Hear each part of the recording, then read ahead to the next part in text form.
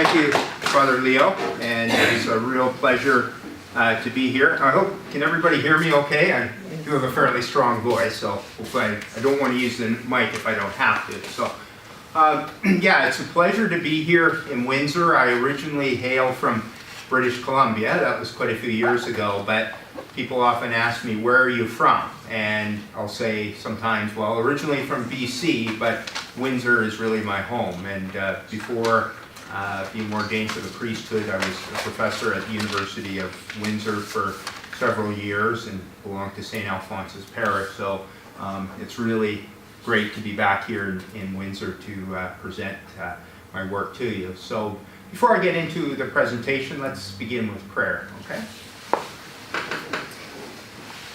Dear Lord, we thank you for all your wonderful gifts. We thank you for the gift of creation and bringing us together here this evening.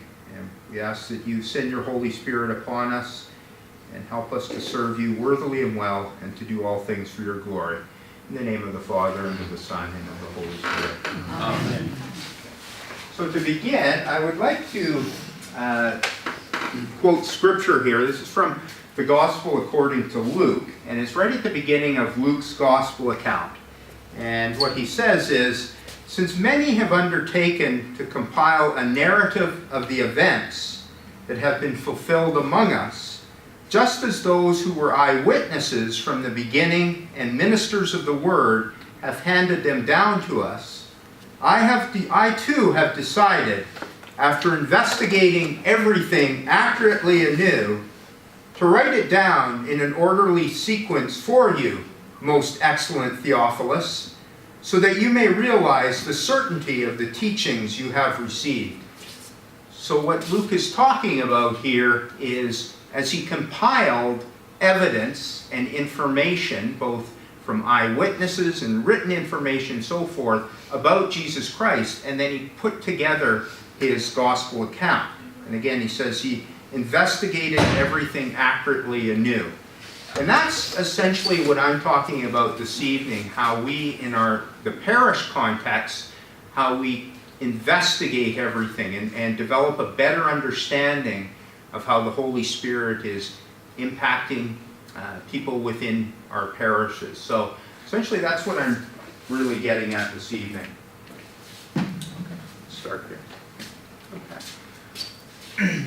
So to begin, I want to talk a little bit about the background of research within the Church, and essentially how there has been a movement since the Second Vatican Council to incorporate, to use social science research in particular to help us in our pastoral work and the Church's mission. And essentially, before I go any further, just to lay it out in terms of social science research, there's two sort of major streams of doing it.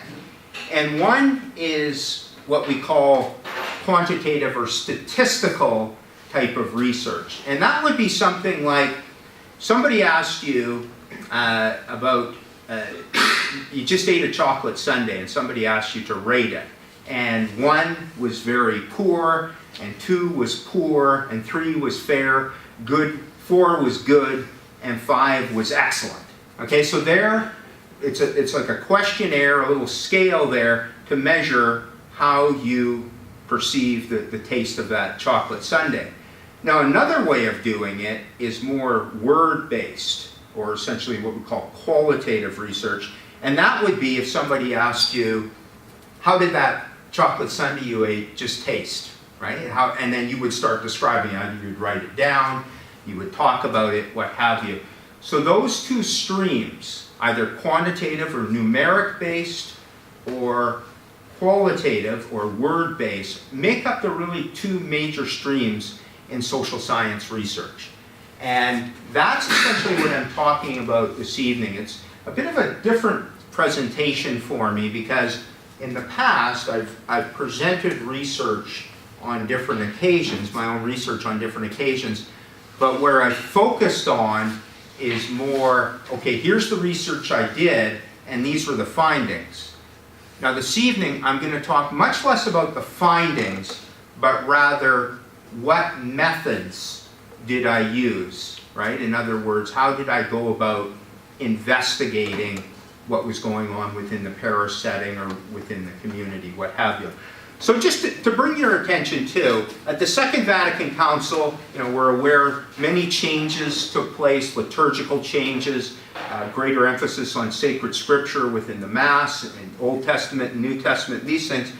But also, we see these quotes here from different documents that came out of the Second Vatican Council, where the Council Fathers were saying, we should start to use suitable methods, especially social research. Okay, and another quote here from the Second Vatican Council, again from the decree concerning the pastoral office of bishops in the Church. Religious and social research through offices of pastoral sociology contributes much to the efficacious and fruitful attainment of that goal. So again, the Council Fathers were promoting the idea of social research. And this comes from the Pastoral Constitution on the Church in the Modern World, and they're promoting the idea of using psychology and sociology. And of course, those disciplines draw upon those different research methods that I was talking about, essentially that numeric-based or word-based stream of research. Okay.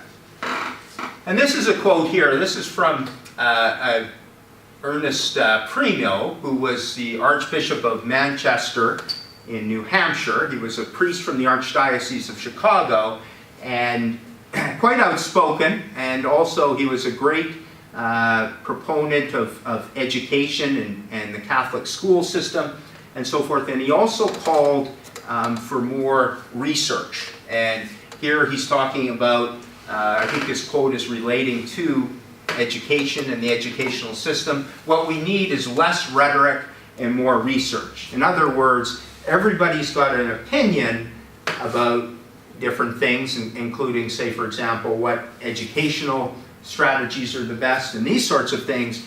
But what he's calling us for is, no, we need to do more research to find out how exactly different interventions are actually impacting people.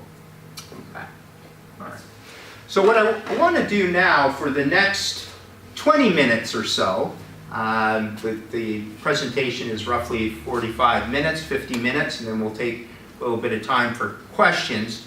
What I want to do for the next 20 minutes or so is just highlight 4 different research projects that I was involved in during my academic career in social work. And again, the particular emphasis is on the type of research methods that I used. In other words, how did we, because it was very much team effort, how did the research team, how did we go about gathering that information?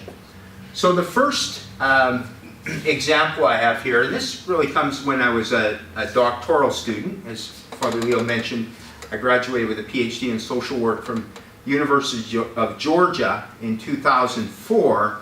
And one of the things that was happening in the United States at that time was there was a major policy shift where under the president, Bill Clinton, had brought in what was called the Personal Responsibility Work Opportunity Reconciliation Act.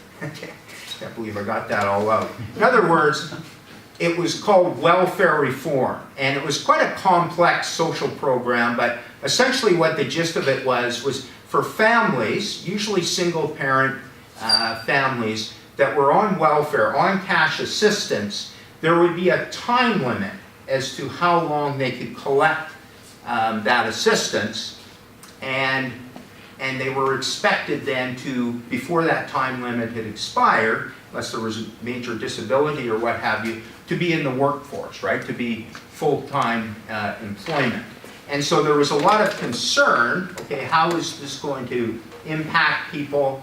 How is this going to affect poverty rates? Are more children going to end up in foster care, and so on and so forth? So there was a lot of concern about that, and a lot of research was being done on that. And as I was attending the University of Georgia, I got involved in that research. So this is how it was set up. Again, so it was to look at this welfare reform in Georgia. Now this is a picture of the state of Georgia, and at that time anyway, there were 159 counties. So each one of these little shapes here is a county, and the different colors represent a different type of county, if you will. In other words, here we've got urban, right? So high population centers, and then surrounding those urban counties were suburban, okay, where you have a great deal of the population going into the urban areas for work and so forth. And then we have these other counties, rural growth and rural decline. Essentially, rural growth were places of stable or even growing populations, pretty good economic conditions and so forth. And then here, in the white there, with the rural decline. In other words, there was really high poverty rate. So what we wanted to do there was sample, in other words, collect information from families that were receiving cash assistance, receiving welfare from different parts of the state, including from those different counties. In other words, some from urban counties, some from suburban counties, some from rural growth, rural decline. So we would get a broad range and really understand what barriers, what difficulties, what challenges these families were facing. And so the strategy we used to do it was what's referred to as random sampling. And that's something that, well, political pollsters sometimes use, and also, say, Statistics Canada will use it, where in random sampling, you take a group of people and each person has an equal likelihood of being selected for a study, right? It's not as if people volunteer to study or whatever. It's rather, you know, and it's usually using some sort of computer software, that sort of thing, to generate different numbers so that people are selected randomly.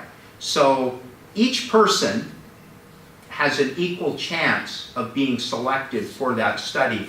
And what that does, then, if you get enough of them, you're able to represent the entire population pretty accurately. So for example, in this study, when it initially started off, there was roughly 55,000 people in the state of Georgia collecting welfare, and we had sampled, or the earlier research staff had sampled 201 of those people randomly, and because it was random, they were able to, those 201 people essentially represented the entire population very accurately. Perfectly, no, but certainly a high deal of accuracy. So that was the big method there, this idea of random sampling.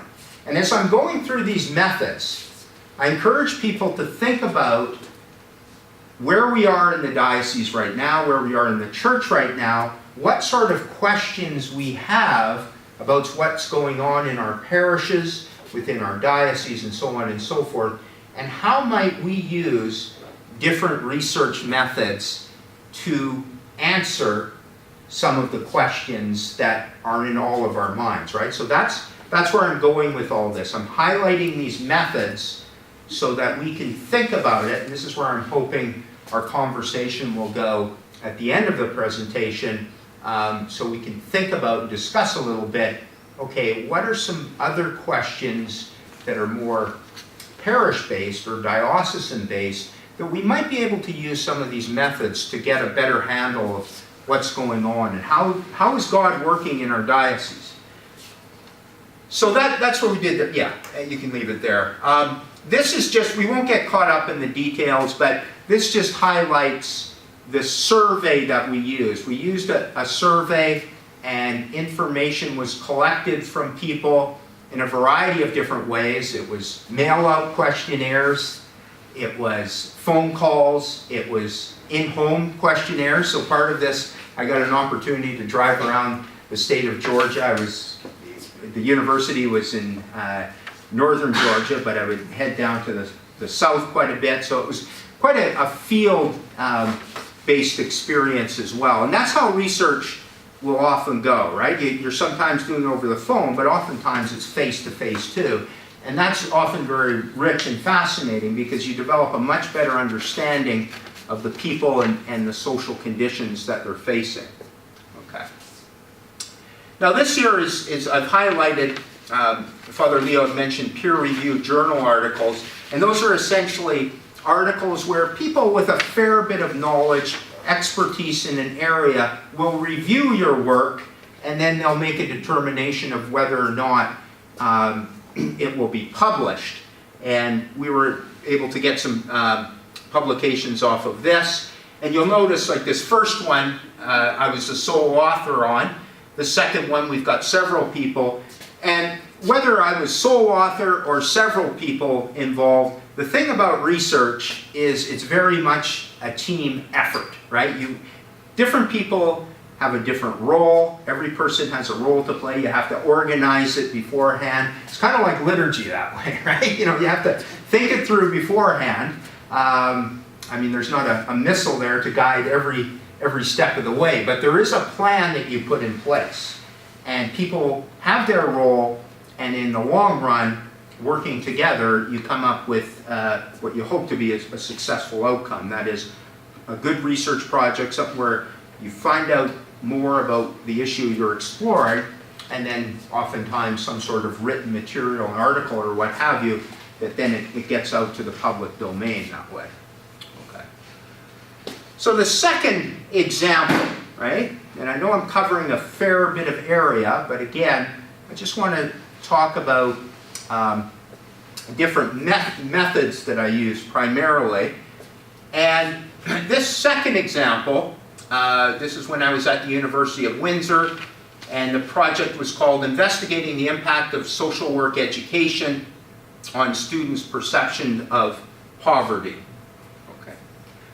And what that was, Dr. Yoon and I, we did a project where we had taken a questionnaire, and it was developed by a professor. His name was Charles Atherton, and it was a questionnaire, it was an attitude to poor people scale. In other words, it was a questionnaire with 37 what we call items or statements that were intended to measure how people thought about poverty and people who were in poverty. In other words, did they think about poverty as a result of people's own lack of effort or their lack of education or something like that, or rather did they think about poverty more as something due to economic conditions, whether it be local economic conditions, global economic conditions, what have you?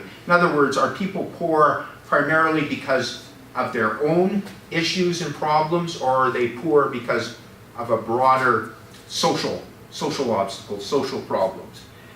So this scale, this questionnaire, was intended to measure people's attitudes towards poverty and poor people. And what we did was we handed out this questionnaire, we administered this questionnaire both at the beginning of the semester and at the end of the semester to measure changes over time.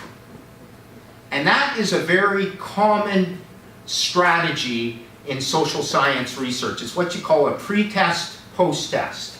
Somebody comes into a course, a program, some sort of intervention of some sort, and then you measure, it might be their attitudes or their knowledge at the beginning, and then at the end, same questions as a way of seeing if there's any changes over time. And then you do some sort of analysis. And this would be, usually it's more of a number-based type of process with these questionnaires, right? And there are literally hundreds, if not thousands, of questionnaires out there in the social sciences. They tend to measure things like depression, anxiety, how do you feel when you get up and speak in front of people? Just, different things, right? Child well-being, so on and so forth, right? So a lot of different measures. In this study, we use the attitude towards poverty scale or poor people scale and measured people, students at 2 different points in time. Okay, so we'll just flip through that. Okay, the third example, and this was with a summer jobs program, and this was in Ontario. A few years ago, the Ontario government had what was called an Ontario Youth Opportunity Strategy, and they were promoting and funding these different programs around the province for young people, usually teenagers about 15 to 19 in there, to gather summer job experiences. And oftentimes these were their first summer jobs. These would be subsidized, but they were real jobs. I mean, they were either in the private sector or social services sector, or what have you. So some of us from the university, we were very interested in this particular program. So we did some research on that, and we wanted to see how the young people would respond to this program, and what sort of changes would they experience over time. And I think the dates I have here, 2010 to 2012, that was part of it, but it was actually longer than that. But so the study actually had a couple phases to it. And the first phase was like I was talking about before. It was very questionnaire-based. We would use number-based kind of questionnaires. How do you rate your neighborhood? How do you rate different questions about your self-esteem and different things like that. And it was like a pre-test, post-test sort of structure. So again, we were trying to measure changes over time of these young people. But then there was another element to it, and it was a year later. So 1 year, they went through this program. It was about getting on to 10 years ago. They went through this program, so they started at the beginning of the program and at the end of it. And so we measured to see if any sort of changes were going on in terms of their attitudes towards their work, attitudes towards their neighborhoods, these sorts of things. But then a year later, we did a follow-up with the same youth. Almost all of them had been in the program the previous year, but we did a little bit different in terms of our strategy. We did what were called focus groups. So we brought them together, and this time it was a lot less of them, but we divided them up into groups, and we had several people working. It was a paid research project, so we were able to pay research assistants and so forth. We put these young people into groups, and then we had discussions with them about, okay, how did this program affect your attitudes towards work? Do you have more confidence about succeeding as you get older? Has it affected how you approach people, your confidence and social skills and so on? We asked them a lot of questions, and we tape recorded these conversations with their consent, of course, and everything. I mean, they knew they were being tape recorded. And then afterwards, one of the research staff analyzed these conversations. In other words, they get put into a written text, and then they're analyzed to see just what sort of themes are coming out. What sort of things are the young people saying? So this is what is a very good example of what I was talking about before with this word-based or qualitative type of approach to research. You can't do as many people, right? I mean, I think we had 35 young people involved in this project, and we broke them up into smaller groups. I mean, you can't bring, 200 people together and ask them about a program or something and try to get meaningful input from everybody, right? You have to break them up into smaller groups. So that's sort of a disadvantage, but the advantage of it is that the information you get is very, very insightful, and they will say things that you might not be able to capture with a questionnaire that, 200 people or whatever answer the questionnaire, but it's all statistical output. And, don't get me wrong, statistical output can be helpful, but you can also miss things too, right? So, good example of this project of how we used both methods, right? We used the number-based method with a questionnaire, and then a year later we ran these focus groups, and I think we all gave them these gift certificates for Domino's Pizza afterwards, so I think that was to encourage them to come out to the focus group. So.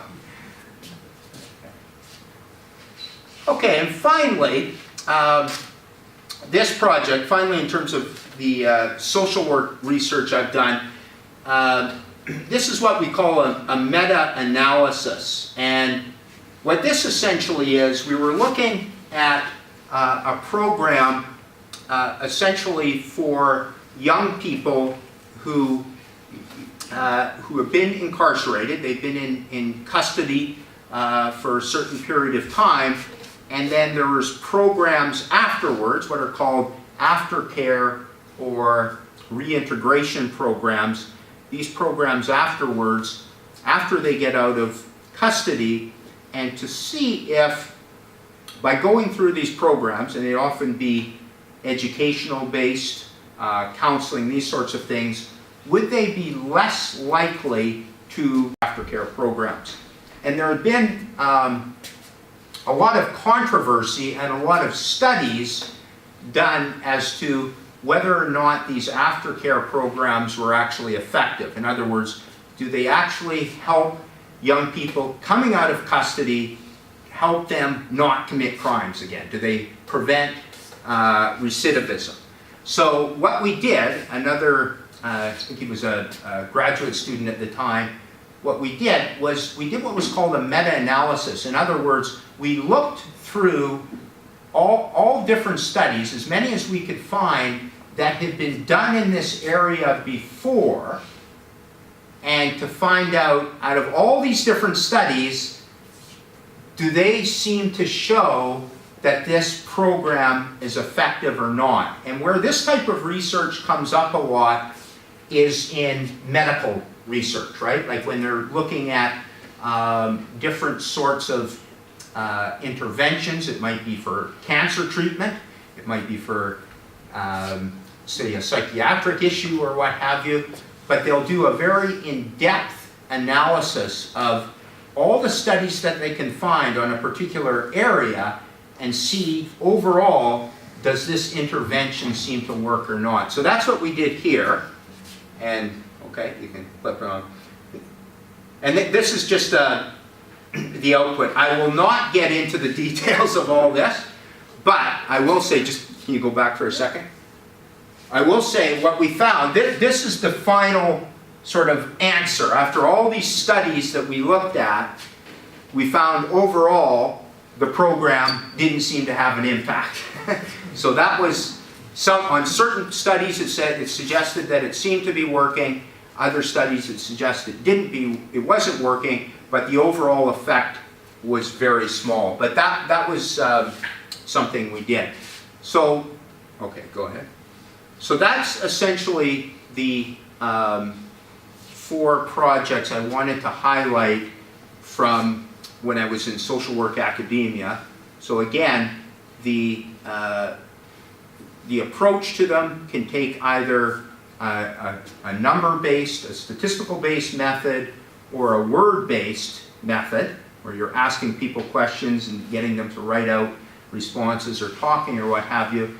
And you might use questionnaires, you might use focus groups, you might use interviews, these sorts of things, or you might do something like a meta-analysis where you're not actually doing research with people, but you're actually reviewing a lot of studies that have been done in a particular area and then find out what's the overall finding. In fact, I heard something on the radio the other day, and I think it was talking about a review for exercise programs for pregnant women. And, you know, was that a good thing or not? And what were the outcomes? And it seems to me they reviewed like thousands of studies, and what the outcome was mild to moderate exercise for 150 minutes per week or something along those lines. So that's just another example. We'll hear them in the media a lot, and we might not always kind of catch on, but that's usually what they're doing here is meta-analysis. Okay, so let's move forward. So moving on now to some of the research I've done and currently involved in that has more of a parish-based context. So obviously the context is a little bit different, right? It's not so much research within social service agencies, but the methods stay the same. Okay, the methods that we could use in social sciences, we apply them to a parish-based, church-based context. And there's certainly people that are doing this, right? I'm thinking, you know, one person, for example, Monsignor Stephen Rossetti, he published something a few years ago, Why Priests Are Happy. And he sent out questionnaires to priests across the United States to find out, are they indeed happy? And the overwhelming majority are, and how come, right? Or the Center for Applied Research in the Apostolate at Georgetown University in Washington, D.C. They came out of Vatican II, and they are just putting out tremendous work in terms of primarily US-based, but also some international stuff on all different dimensions of church life. So it's definitely happening out there, but I'd like to see more of it happen. And I know we're doing some work in our diocese too, in surveys and questionnaires, and it's positive stuff. But I could see room for growth where we develop more of a research-based culture within our diocesan and parish-based settings. So this program here was something I evaluated, and this was in our diocese. This was several years ago. It was a parish-based First Communion and confession preparation program. These were the essential goals, quoting the pastor there. So essentially trying to get parents more involved in the faith formation of their children, the children themselves, preparing them for receiving the sacraments, deepen their faith, prepare them for the reception of the sacraments. Okay. And what I did there with this study, it was a little bit different. The program had already passed. By the time I arrived on the scene, the program had already taken place. So what I had done was I put together a survey and asking the parents, primarily the parents of the children who went through this program, asking them questions about it. And I sent this out on SurveyMonkey, right, which is an electronic technique for sending out questionnaires via email electronically, so people could respond that way. I think I interviewed one person. It was an individual-based interview, and then also a lot of stuff came in electronically, and then telephone interviews as well. So that was what we did there, and found out some very interesting information in terms of how the parents viewed the program, how they saw their children. There was positive responses there in terms of how their children responded to the program. And then also some very helpful word-based information where I asked several questions. What did you see of the strengths of the program and these sorts of things, and really fruitful information, how the program impacted their faith lives, and also some really constructive criticism. So that's one of the strengths, particularly of the word-based research, where you can really get people's input in terms of what they see as the strengths and weaknesses of the program. Another parish-based sacramental prep program I've evaluated, and this here was confirmation preparation program, and this was a few years ago as well. And this study I set up very similar to what we had done a few years ago when I was talking about that attitudes towards poverty scale, right? And administering that to students, social work students primarily. Whereas what we did here was we handed out a survey, and it's a Francis scale attitude towards Christianity. Wesley Francis is, I believe, an Anglican priest as well as a psychologist, and he's developed a scale that is intended to measure people's attitude towards Christianity, most specifically their attitude towards Jesus Christ, their attitudes towards the Bible, their attitudes towards the church. It's essentially a sort of cross-denominational. It's not specific either to Catholic, Protestant, Orthodox, what have you. It's just broad Christian faith. And what we did there was at the beginning of the program and at the end of the program, administered this scale to see if there were any changes over time in terms of the young people's closeness to Jesus Christ and their readiness for receiving the sacrament. Okay. And these were the questions we also asked at the end of the program. So remember I was saying those questions that you can ask people. In this case, the young people would just write out responses, and these were the questions that we asked them. So you'll notice too, they're what we call open-ended questions, right? Has this class prepared you to receive the sacrament of confirmation? Well, a person could say yes or no to that and leave it at that, but then please explain, right? So you're prompting people, encouraging to people, well, give some information. If it's helping you, great. If it's not, how come, right? And so we gathered some really good insights there, and especially around how, knowledge of faith and knowledge of the sacrament translates, for at least for some of the young people, translates into a closer relationship with Jesus Christ. So some things that were very helpful that you wouldn't necessarily pick up on a questionnaire, right? Okay. So another study, I've got this one, and then I've got one more that I want to talk about that's currently in progress. This is something that took place within a parish, and it was what we were primarily looking at. These were the research questions. We were looking at parishioners and what seems to influence their tendency to engage in what we call evangelistic behavior. In other words, what seems to make people more likely to invite non-Catholics or inactive Catholics to Mass? So that was the big question in this study. And how we did it here, and I got some very helpful advice from the Center for Applied Research in the Apostolate, a researcher there in Washington, D.C., and he gave me a really good idea. He said, one of the best ways to do parish-based research is right within the parish, right?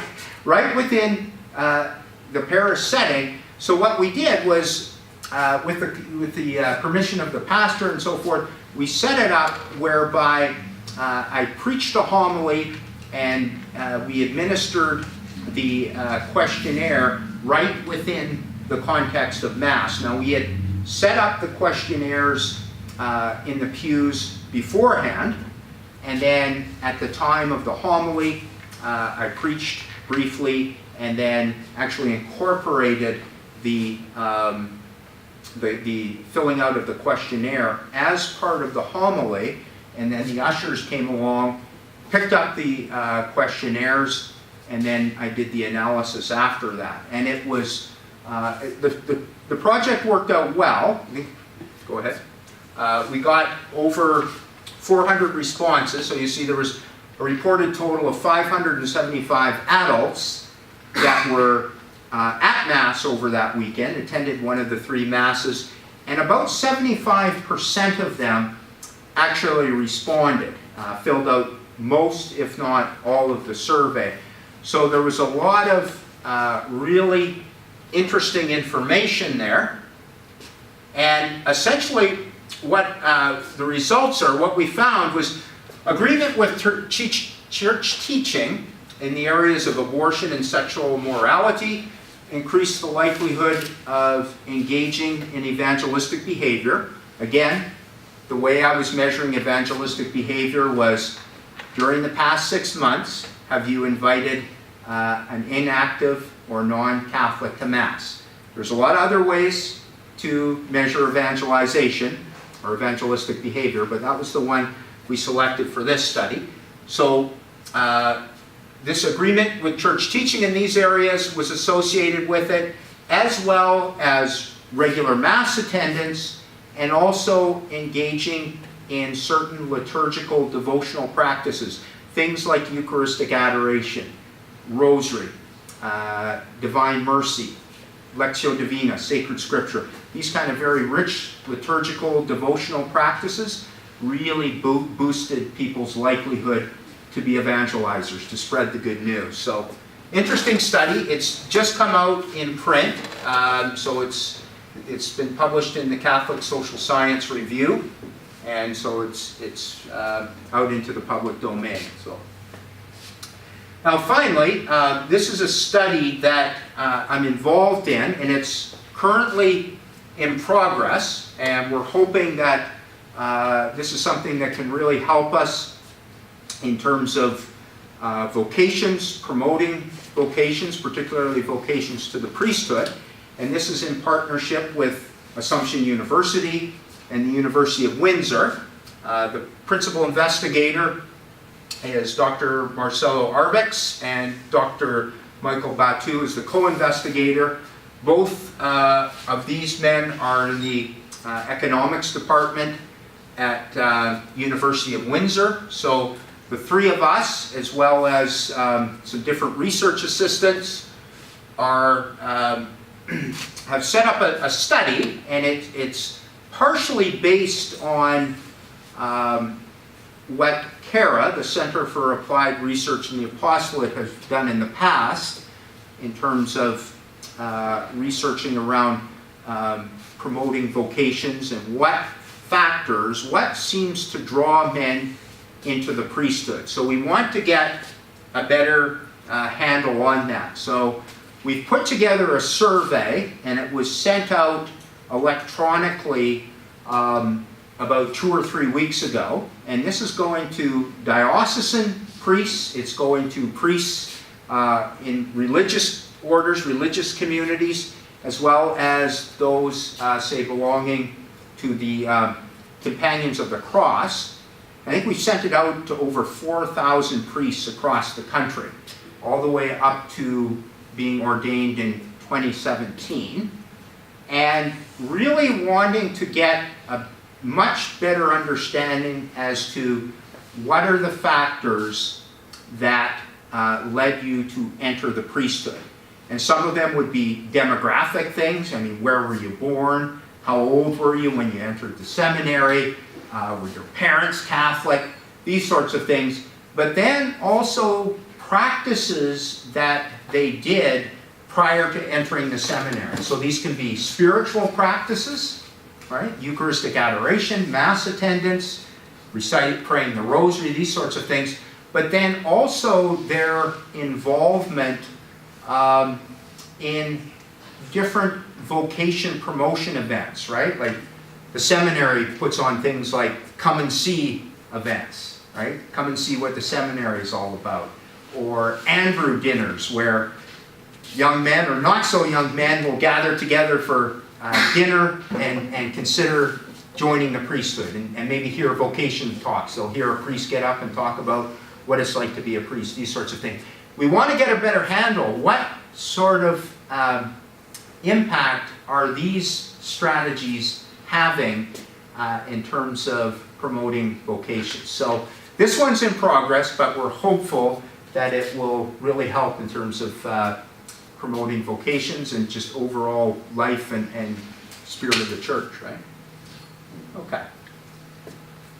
We can keep it going. So, future possibilities, and I'm drawing to an end now, and this is where I really welcome your questions and comments and ideas. But as I said, I mean, there's certainly a culture of research within the church. I mean, people are looking at this. I mentioned Para, mentioned Stephen Rossetti. I know down in Notre Dame, they're doing some very interesting work. I know we've done different work here in our diocese. So there's certainly, it's there, right? In terms of this idea of doing different types of research, and even in the norms for our pastoral councils, and this is at the diocesan level, council members may also be asked to evaluate ministry, right? So it's on the radar screen. It is happening. And I know somebody told me just recently, it was a parish in our diocese here, and they've put together a needs assessment to find out what do parishioners want in terms of programming and devotional practices and these sorts of things. And so I'm happy to see that. I think it's positive, so we can really draw people's input and have more guidance in terms of where we should go. And these are ideas that I have, and particularly as now working as a parish priest. We see programs like this. Remember, I was talking about those questionnaires, pre-test, post-test. Couples come in for a marriage preparation program, or people come in for an RCIA program, and these programs can last over several months.